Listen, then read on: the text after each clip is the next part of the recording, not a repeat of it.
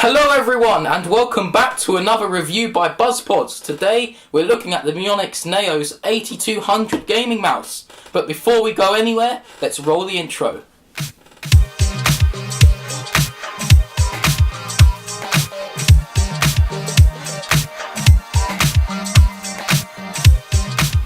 The Mionix Naos 8200 rests at the top of Mionix's gaming mouse lineup and therefore boasts some of the best of Swedish gaming technology.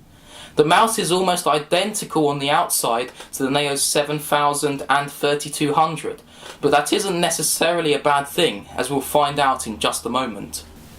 The guts of this mouse have changed though. There is now an 8200 dpi Avago gaming sensor, as suggested by the model name of this mouse, and a reduced weight of 99 grams or 151 grams including the cable.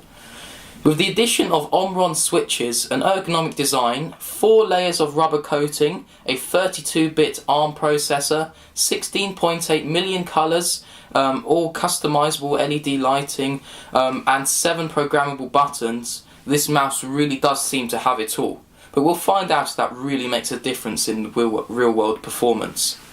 So starting with the performance, the new 8200 dpi sensor is capable of a polling rate of up to 1000 Hz, yet that really doesn't mean anything in the real world. The mouse performs accurately and responsibly in the real world, on a range of surfaces such as cloth, wood and even glass, as I tried according to my testing. The high DPI setting is useful for fast-paced gaming and can be toggled using the up and down switches on the top of the mouse, as you can see on screen now. Similarly, the ergonomics of the mouse are excellent.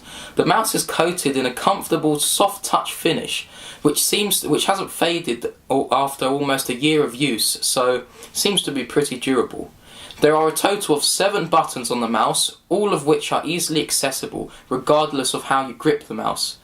It's possible to palm grip the mouse if you have particularly small hands. However, my hands, they are a large glove size. I did find it hard to palm grip the hand and found myself having to settle with a claw grip, albeit still perfectly comfortable. The Omron switches on the mouse have a good tactile feedback, however. The travel distance and resistance in the switches was too much for my liking, and I found that in gaming scenarios I couldn't actually actuate the switches quick enough, and therefore meant that I actually died or couldn't do what I was trying to do in the game quick enough. All of the 7 buttons are customizable via the Naos 8200 software. The software is intuitive and feature-packed, from basic DPI settings to lighting customization and an auto surface detect feature which scans your table surface and automatically configures the mouse to its optimal settings, which I found particularly useful if you can't be bothered, like myself, to go through the extensive array of options in the Naos 8200 software. But however, the options are there if you do like to fiddle with your mouse settings. The lighting customization is equally fully fledged, with multiple lighting modes, colours and presets. The LEDs are bright and project colours with a satisfying vibrancy, although one letdown was the lack of brightness control in the software. This was particularly disappointing given how extensive all of the other aspects to the software are. To put a cherry on the top, the mouse also has a durable braided cable and gold-plated connector, which some say ensures a longer lifespan and prevents the cable from being ripped or torn. In my experience, it's just a nice thing to have, adds a bit of extra quality and value for money to the product.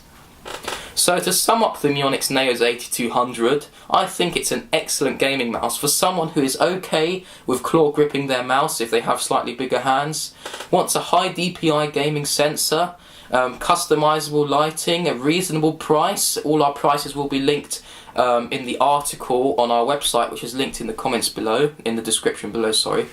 However, people I wouldn't recommend this mouse to are those of you who perhaps find claw gripping uncomfortable, do not need a high DPI sensor, or require brightness control on the LEDs if, say, you're working in a dark environment and they might distract your working. But overall, I give this mouse a 9 out of 10 due to the value for money, the good software support and the general performance of the mouse is simply excellent in my opinion. If you have different thoughts on this mouse, then be sure to share your comments down below the video, or go and visit our article to read some more about the product, see pricing, and maybe even purchase the product. Anyway, I hope you enjoyed the video. If you did, please subscribe to the channels. It really helps us out to bring more content like this to you guys.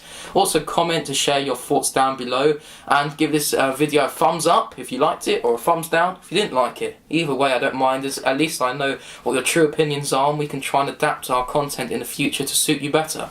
Thank you for watching, and we'll see you next time.